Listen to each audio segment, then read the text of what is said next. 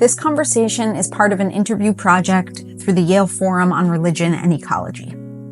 We're speaking with Yale alumni in order to more deeply understand the hearts and minds of those who work at the intersection of spiritual leadership and environmental action. Today, we're grateful to be joined by Dr. Elizabeth Allison. Elizabeth is an environmental social scientist who studies the convergence of religion and ethics with environmental policy and practice. She is professor of ecology and religion at the California Institute of Integral Studies in San Francisco, where she founded and chairs the graduate program in ecology, spirituality, and religion, and created the Religion and Ecology Summit series of annual conferences. Right. I'm really excited and grateful to be joined by Dr. Elizabeth Allison today for a conversation and to learn from you. So I'm really grateful for you being here.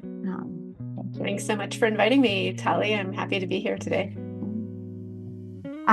So I'd love to kind of start at the beginning-ish and for you to tell us a little bit about kind of what the sparks were for you in coming to work at this intersection, and take us on the journey a little bit.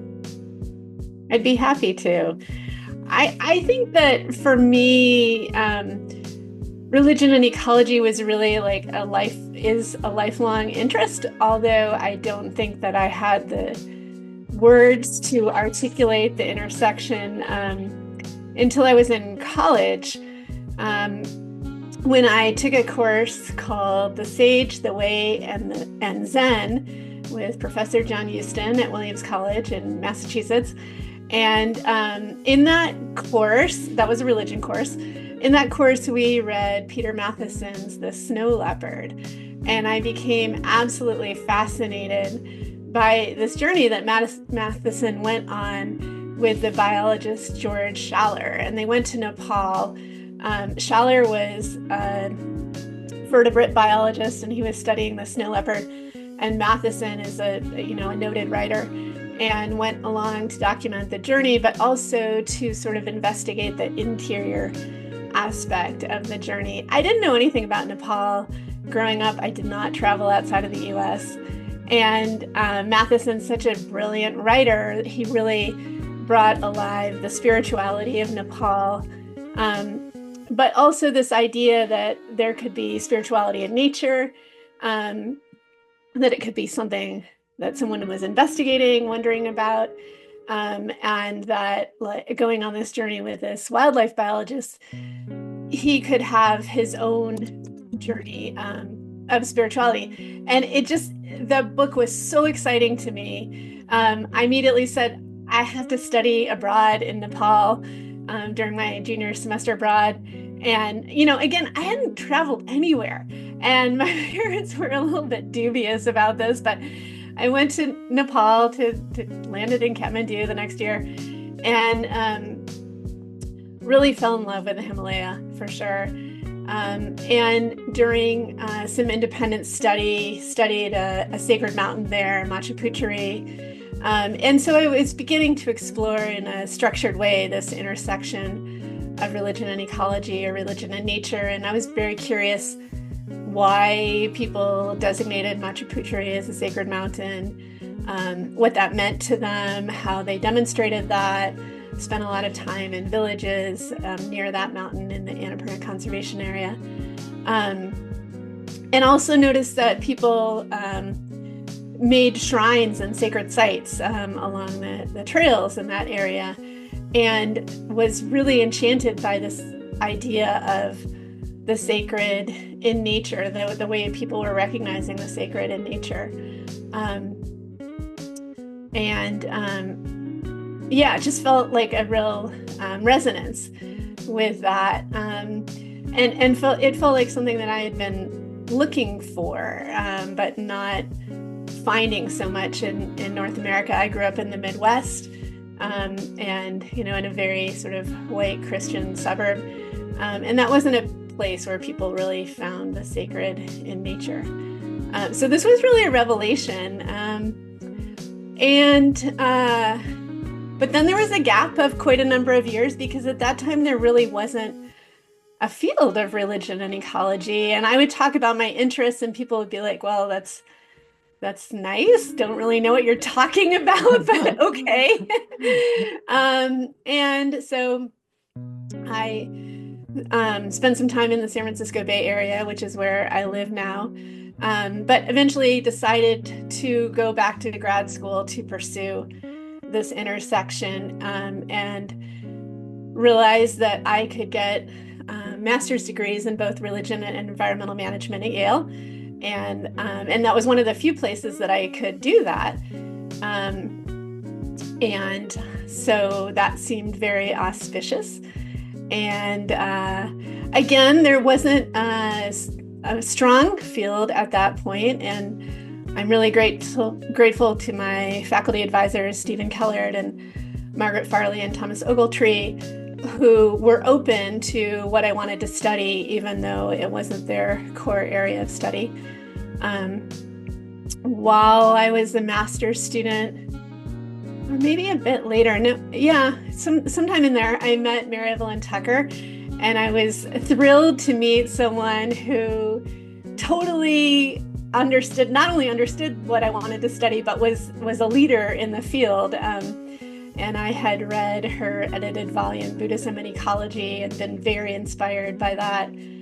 So I was absolutely thrilled to meet her. Requested that she become a reader of my doctoral dissertation at UC Berkeley, and have benefited from tremendous mentorship in the years since, including her assistance in encouraging the good folks at CIS to hire me when I completed my doctoral dissertation. And she and John Grimm had taught at CIS at one point. They'd taught some courses on religion and ecology.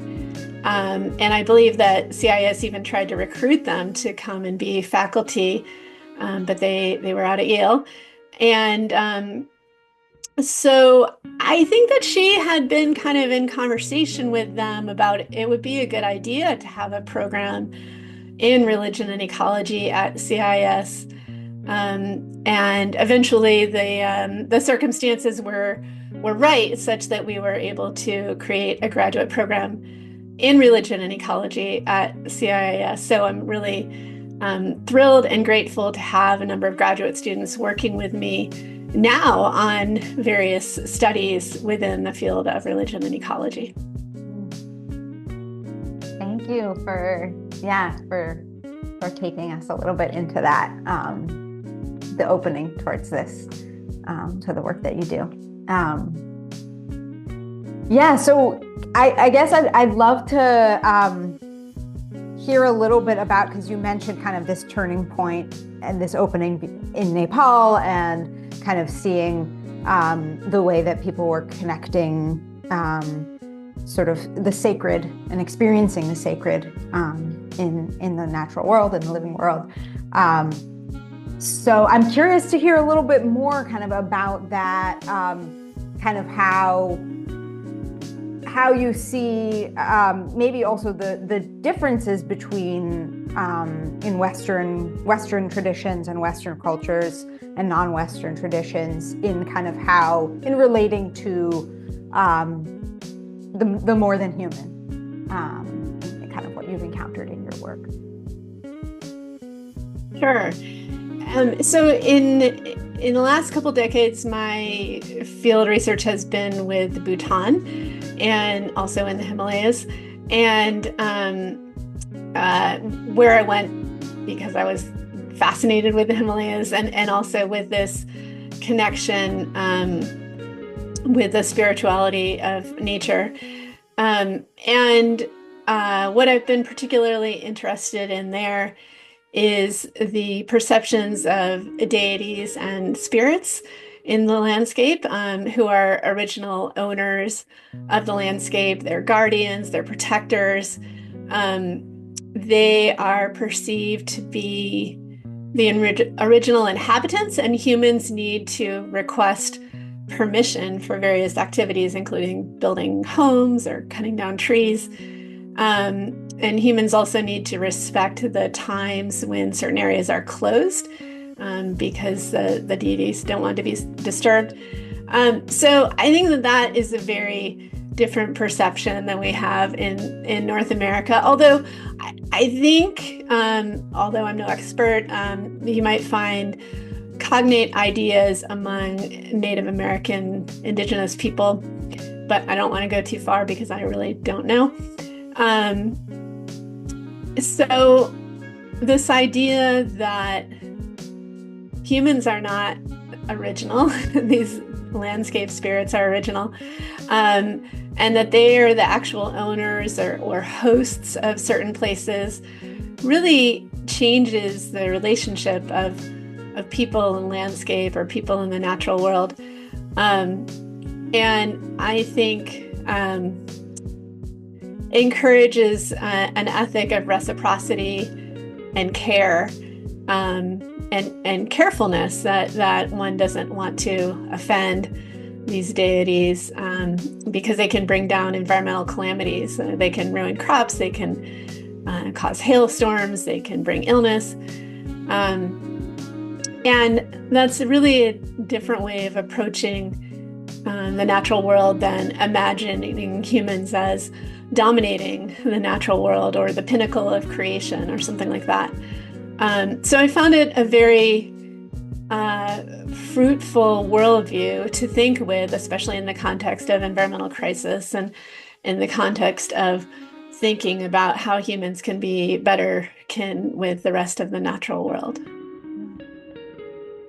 Yeah. That's really, that's powerful to hear. And I know I'm kind of interested to hear about, I know that you're interested in kind of how religion impacts environmental policy. So I'd be curious, I'm curious to hear about that in general, and also to hear about that in Bhutan or Nepal or other places that you've, worked and done research, sort of how you see that impacting sort of concrete environmental policy. Yeah, well, when a different worldview is the foundation for environmental policy, then it sort of shifts what is possible in the policy landscape. And so, for example, in a number of policy documents in Bhutan, they begin with these ideas that I just discussed, that these deities are the original owners of the landscape.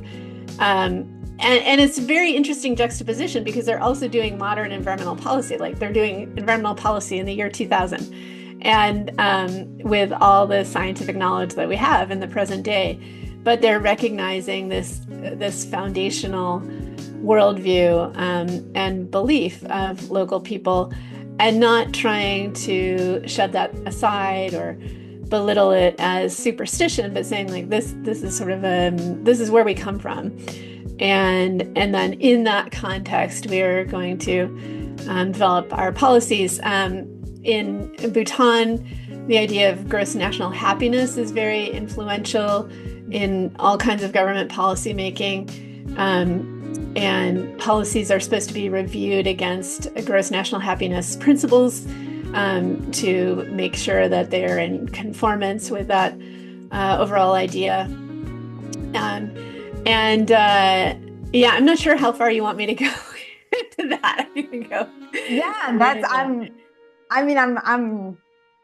that's really interesting. I would be more than happy for you to continue in that direction. I'll also just add in that I would be interested to hear kind of to the extent that this is something that you kind of work on or think about in the US context, or in, San Francisco, I don't know, kind of what kind of opportunities do you see for leveraging sort of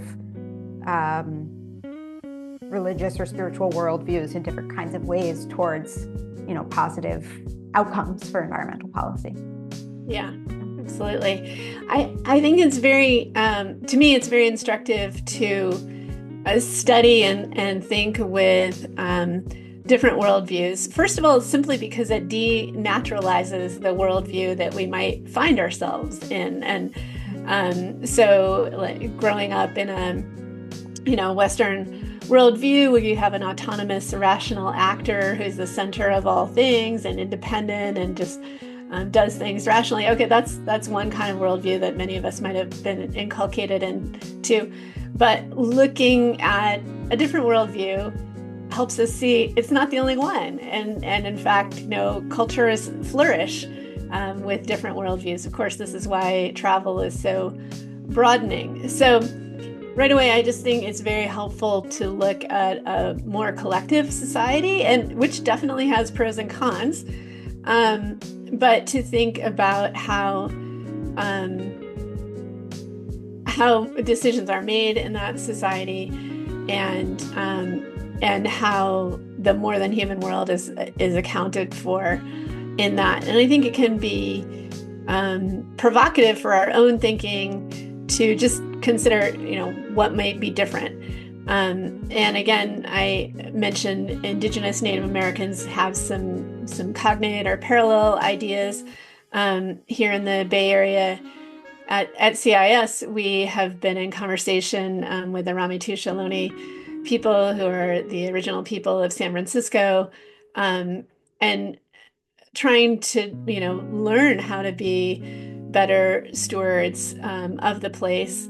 In the East Bay of the San Francisco Bay Area, the Segorte Land Trust is very active in teaching people who live here in the East Bay how to be good stewards and in good relation with the original people who are the Ohlone in the East Bay. And so I think there's a lot to learn as settler societies from the original people, and a lot of land management practices to learn, but also a lot to learn about the intersection of spirituality and nature, spirituality and ecology, and how to bring those more closely together. So, for example, at CIS, we held a conference on Indigenous lifeways, cosmologies, and ecology a few years ago.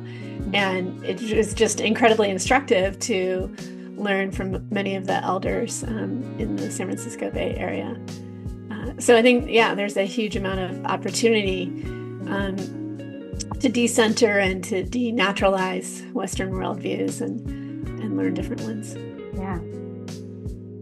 Yeah, just that kind of the denaturalizing your own worldview is such a, that's what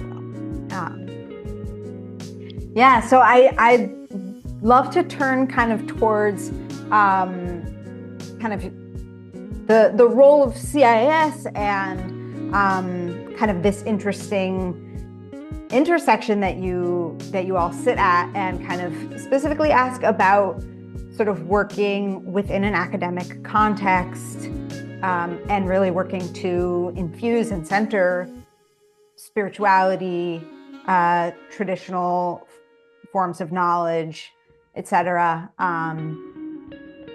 and kind of what that meeting between the academic and the spiritual looks like at CIIS, and what that offers.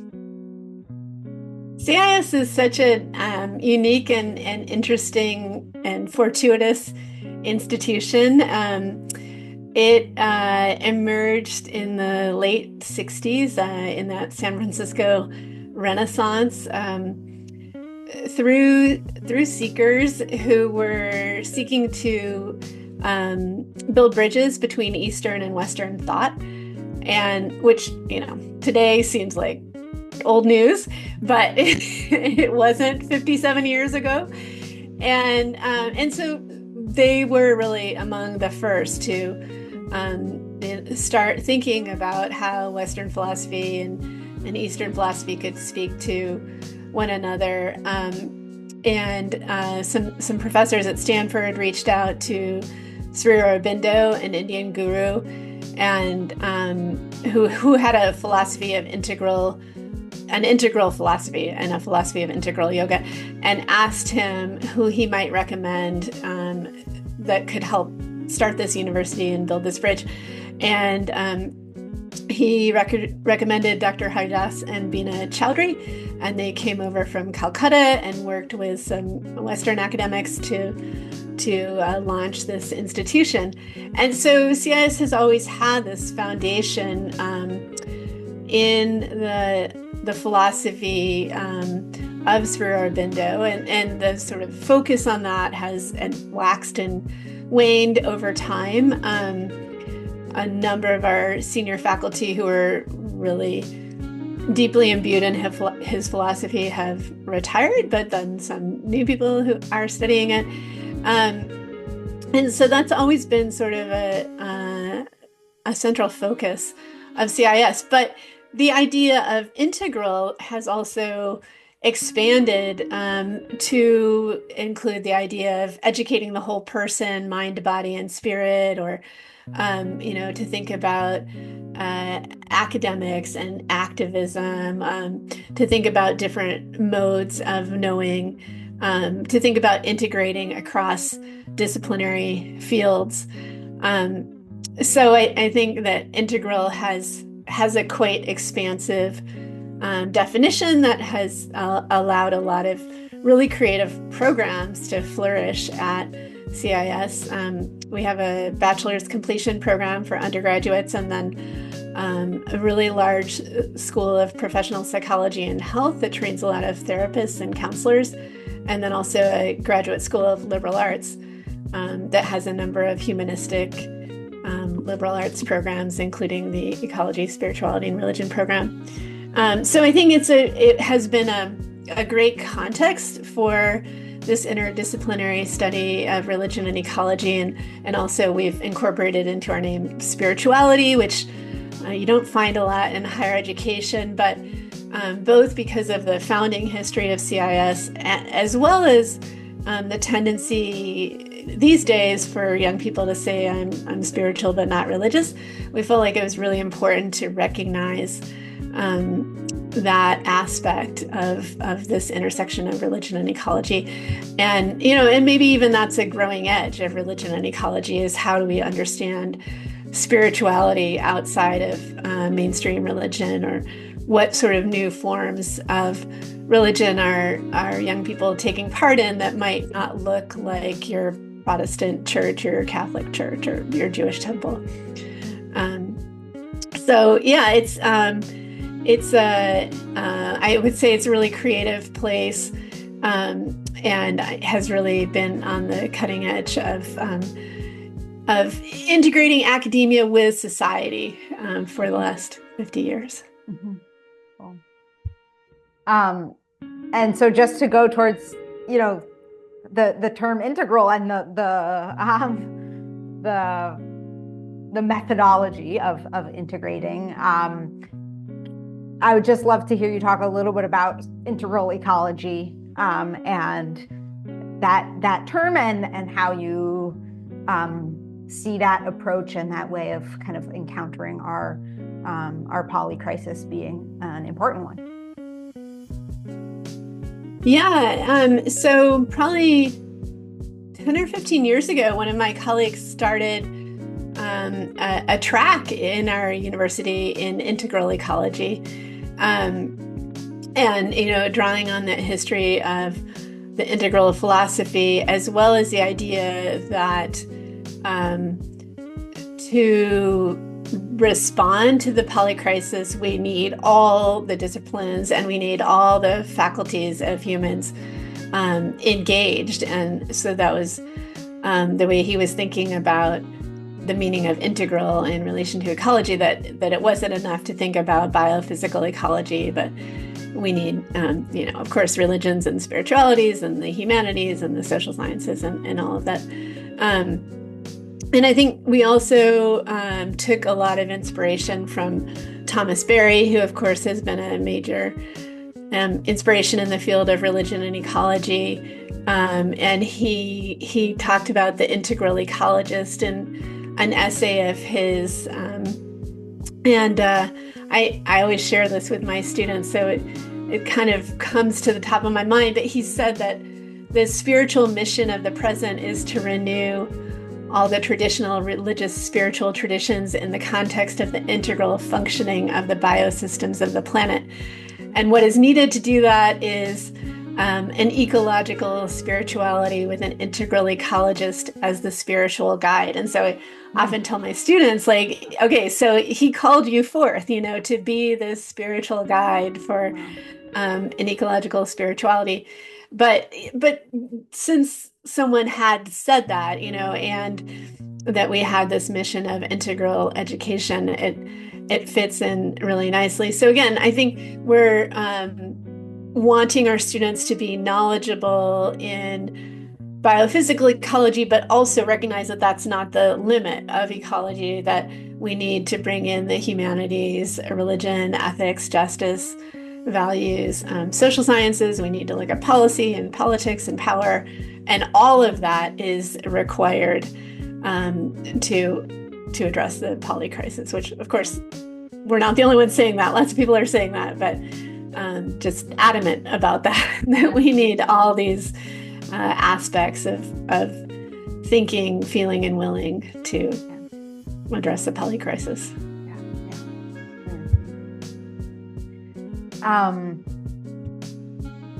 So you already touched on this a little bit when you mentioned kind of,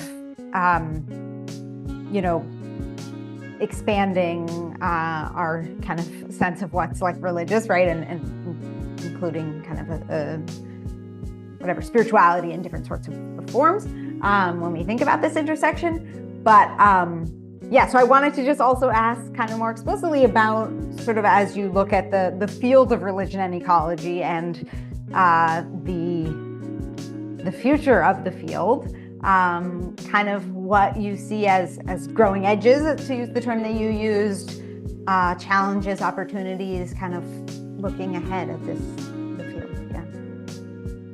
I think this this question of what is taking the place of the sort of mainline Protestant religions and Catholic churches in the U.S. is really, I'm not personally studying it, but I think it's a really interesting question. I think that those collective bodies served a lot of really important purposes in American life, and as we see some sort of transformation, then do other institutions play those roles, or what institutions play this role? And I think it's interesting too, following on the COVID pandemic, where people were trapped at home, and to what degree do they return to collective institutions or not? And I imagine that that is actually having some influence in our national politics these days. I think analysis of power and politics in religion and ecology is really important, and some folks are working on that. I think there's a lot more that can be done there. And then connecting with earth-based traditions and indigenous religions and animism and shamanism. I think that's a really developing area of study, and recovering some of these traditions from the colonial and progressivist narratives that said that they weren't religions, or they were degenerate traditions or whatever. So undoing some of that damage, and understanding what they can teach, which I think is really a lot. And often it's not in texts; it might be in rituals or practices or movements and body practices. So developing our tools and our ability to study more deeply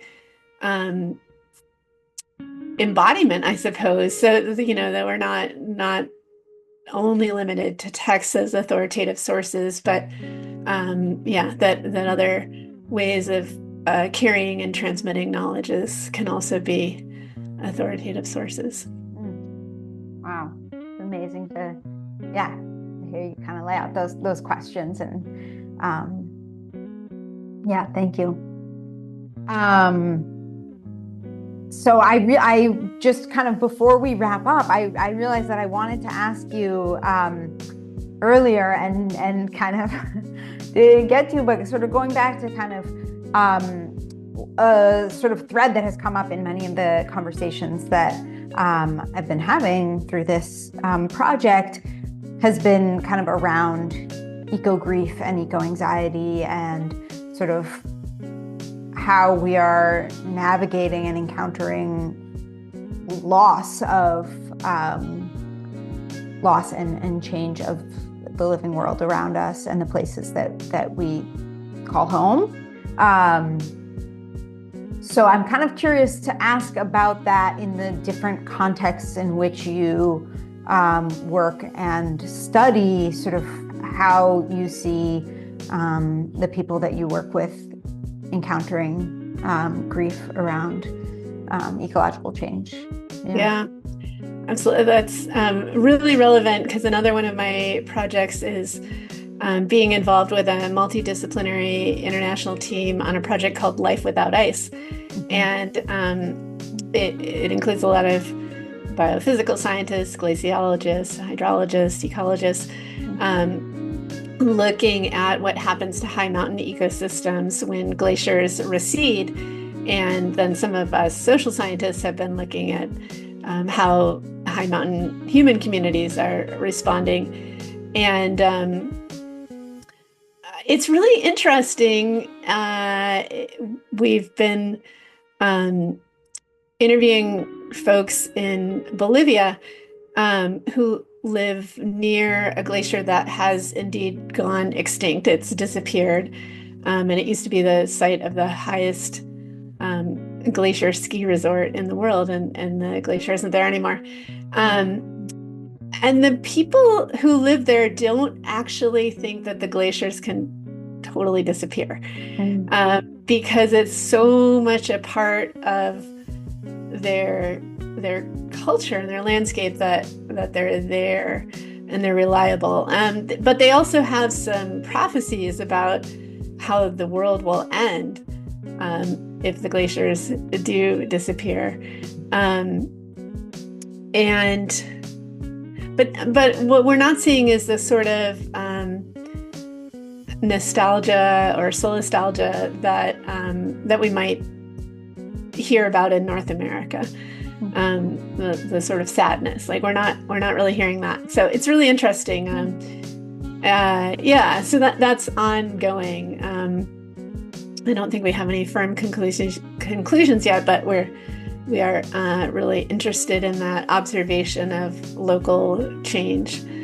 And here at CIS, I do have some students who are studying eco-anxiety and eco-grief. And one of them is a biology instructor at a local community college.